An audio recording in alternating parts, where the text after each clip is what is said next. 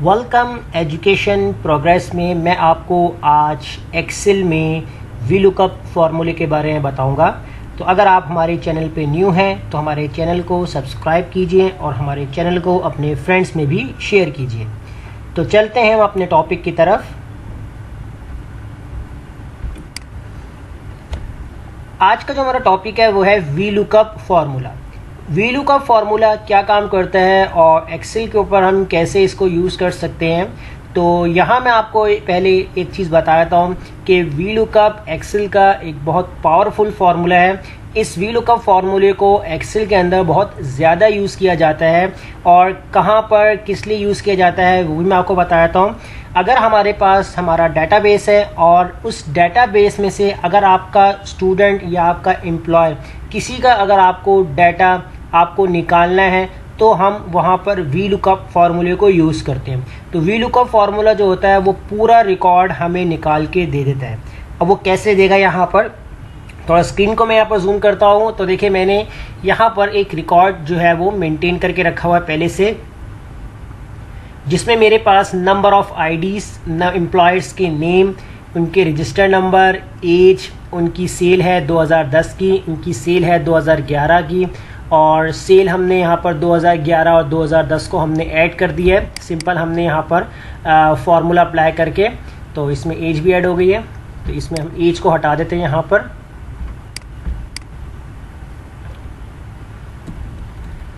तो यहाँ हम जो है 2010 के साथ 2011 की सेल को हम ऐड कर लेते हैं, एंटर कर देंगे और इस फार्मूले को हम कर देंगे ड्रैग। और फिर इसके बाद जो यहाँ पर इस तरीके से सिंबल बना हुआ आ रहा है इसको मैं यहाँ से जो है वो इग्नोर कर दूँगा।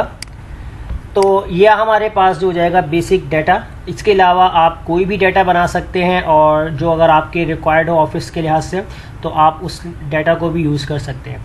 अब यहाँ देखें टॉप पर मैंने एक टेबल बनाया हुआ है। एक टेबल के अंदर हमारे पास आईडी, एम्प्लॉय नेम, एज है।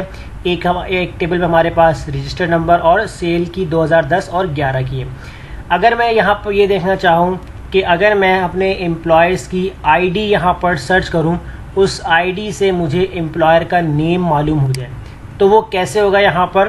तो हम क्या करेंगे, अपने नेम वाले सेल के अंदर फार्मूला अप्लाई करेंगे इक्वल वीलुकअप। तो वीलुकअप फार्मूला हम यहाँ पर राइट करेंगे। उसके बाद पहला काम हमसे पूछेगा लुकअप वैल्यू। तो लुकअप वैल्यू हमारे पास वो वाली वैल्यू होगी, यानी वो वाला सेल होगा जहाँ पर हम सर्च करेंगे। तो लुकअप वैल्यू में मैं दूंगा ये वाला सेल जहाँ पर हम आईडी लिखेंगे, मैं लगा दूंगा कॉमा। फिर इसके बाद मुझसे पूछेगा यहाँ पर टेबल एरे। तो टेबल एरे के अंदर हमारे पास क्या काम करना है, जो आपका डेटाबेस है यानी कि आपका टेबल एरे वो आपका कंप्लीट सेलेक्ट हो जाएगा। तो जैसे मैं यहाँ से अपने टेबल को सिलेक्ट कर लेता हूँ हेडिंग के साथ और पूरा यहाँ पर डाटा इस तरीके से मैंने सेलेक्ट कर लिया, तो ये मेरा टेबल एरे बन जाएगा। फिर मैं यहाँ लगा दूंगा कॉमा। इसके बाद मुझसे पूछेगा कॉलम इंडेक्स। तो कॉलम इंडेक्स यानी कि आपसे पूछेगा कि इस टेबल एरे के अंदर आपको नेम निकालना है, तो नेम आपका कौन से कॉलम नंबर पे है। तो आईडी हमारा 1 है, तो नेम ऑफ एम्प्लॉय हमारा कॉलम नंबर 2 है, तो मैं यहाँ पर कॉलम इंडेक्स दूंगा 2। फिर इसके बाद लगा दूंगा यहाँ पर कॉमा और एग्जैक्ट मैच कर दूंगा यहाँ पर फॉल्स, यानी कि 0 प्रेस कर दें तो ये फॉल्स को ही प्रेजेंट करता है। तो अप्रॉक्सीमेट क्या है ये हम बाद में देखेंगे। फिलहाल एग्जैक्ट मैच के लिए हमने यहाँ पर 0 कर दिया और ब्रैकेट क्लोज और इंटर। अभी देखिए मेरे पास यहाँ पर एरर आ रहा है क्योंकि मैंने कोई भी आईडी सर्च नहीं की। अगर मैं यहाँ पर आईडी नंबर 1 लिखता हूँ तो देखिए मेरे पास आईडी नंबर 1 का रिकॉर्ड यानी कि आईडी नंबर 1 किसकी है, यानी उस एम्प्लॉयर का नेम आ गया। अगर मैं यहाँ पर आईडी नंबर 4 लिखता हूँ तो देखिए आईडी नंबर 4 पे मेरे पास कौन से एम्प्लॉयर का नेम आ रहा है, तो मेरे पास उसी एम्प्लॉय को यहाँ पर आपके टेबल एरे में से सर्च करके निकाल लें। अब यहाँ पर एक और काम करते हैं कि हम जब यहाँ पर आईडी लिख रहे हैं तो मुझे एम्प्लॉयर्स की जो है वो एम्प्लॉयर्स का नेम और उसकी एज, मुझे ये दोनों मालूम करनी है। तो मैं एज के ऊपर भी लगाता हूँ formula equal VLOOKUP. Lookup value के अंदर मैं यहाँ पर अपनी आईडी को ही सिलेक्ट करूँगा क्योंकि मैं आईडी से ही सर्च कर रहा हूँ, कॉमा। और इसके बाद यहाँ मुझसे पूछेगा टेबल एरे। तो टेबल एरे के अंदर मैं कंप्लीट अपना टेबल सेलेक्ट करूँगा हेडिंग के साथ, तो ये मेरा हो जाएगा यहाँ पर टेबल एरे। उसके बाद लगा देंगे कॉमा। अब मुझसे पूछेगा कॉलम इंडेक्स, तो कॉलम इंडेक्स में मुझे क्या मालूम करना है, एज मालूम करनी है। तो देखें टेबल एरे के अंदर आपका एज वाला कॉलम कौन सा है, 1 2 3 4, तो आपका एज वाला कॉलम कौन सा है, 4 है। तो आपने यहाँ पर प्रेस करना है 4, उसके बाद आप लगाएंगे कॉमा 0 और ब्रैकेट क्लोज, यानी एग्जैक्ट मैच के लिए हमने 0 लगा दिया, ब्रैकेट क्लोज कर दी और एंटर। तो देखें यहाँ पर आपके रिकॉर्ड में देखें कुछ इस तरीके से आ रहा है कि आईडी नंबर 4 पे आपके एम्प्लॉयज़ का नेम है ताहिर और इसकी एज हमारे पास यहाँ पर आ रही है 42। अगर मैं यहाँ पर आईडी चेंज करता हूँ, आईडी चेंज नंबर 7 डालता हूँ, तो देखिए 7 पे मेरे पास आरिफ नेम लिखा हुआ आ रहा है और इसकी एज हमारी क्या बता रहा है, 32। तो ये देखें आपके डाटाबेस में से आपका टेबल जो है, यानी कि जो हम इस VLOOKUP फार्मूले को यूज़ कर रहे हैं वो किस तरीके से आपके टेबल में से निकाल के दे रहे हैं। तो VLOOKUP फार्मूला बहुत पावरफुल है, बहुत इंपॉर्टेंट भी है, बहुत यूज़ होता है एक्सेल के अंदर कि हम अपने डाटाबेस में से किसी भी रिकॉर्ड को फाइंड कर सकते हैं। अब यहाँ मैंने 2 रिकॉर्ड्स निकाले, आप चाहे पूरा रिकॉर्ड्स भी निकाल सकते हैं। तो अब ये तो उम्मीद करता हूँ कि ये आपको स्टेप्स तो समझ में आ गया होगा कि किस तरीके से हम जो है VLOOKUP अप्लाई करते हैं। अब इस वाले फॉर्मेट पे अगर हम आते हैं कि अगर हमारे पास आईडी के अलावा रजिस्टर नंबर हो, कि हम चाहते हैं कि हम अपने रजिस्टर नंबर से कोई भी डाटा सर्च करें, तो जैसे मैं चाह रहा हूँ कि रजिस्टर नंबर से मुझे 2010 और 11 की सेल मालूम हो जाए, तो मैं क्या करूँगा, इस सेल वाले सेल के अंदर VLOOKUP का फॉर्मूला लगाऊंगा, इक्वल लगाऊंगा, VLOOKUP लगाऊंगा, लुकअप वैल्यू के अंदर मैं सेलेक्ट करूँगा ये वाला सेल, उसके बाद लगा दूंगा कॉमा। अब यहाँ मुझसे पूछेगा टेबल एरे। अब एक चीज़ याद रखिएगा, बहुत इंपॉर्टेंट है, VLOOKUP फार्मूले के अंदर आपका जो भी सेल, यानी कि लुकअप वैल्यू वाला जो भी सेल अगर आप सर्च करते हैं तो वो आपके टेबल एरे के अंदर कॉलम नंबर 1 होना चाहिए।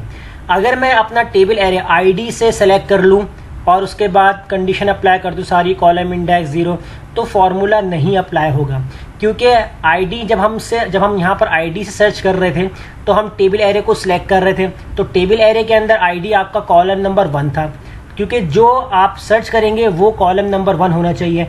अब इस तरह अगर हम सर्च कर रहे हैं रजिस्टर नंबर से, तो आपका टेबल एरे के अंदर रजिस्टर नंबर वाला कॉलम पहला होना चाहिए। या तो इसकी हेडिंग पूरी आप स्टार्टिंग में ले जाएं कि आईडी से पहले आप रजिस्टर नंबर लगा लें, या तो आप अपने टेबल एरे को रजिस्टर नंबर से ही सिलेक्ट करें, जैसे मैं यहाँ पर सिलेक्ट कर रहा हूँ इस तरीके से। तो आप देख सकते हैं कि अब मेरा जो टेबल एरे है वो ये है, यानी कि रजिस्टर नंबर, एज, सेल 2010, 2011 और 2010 और 2011 की सेल।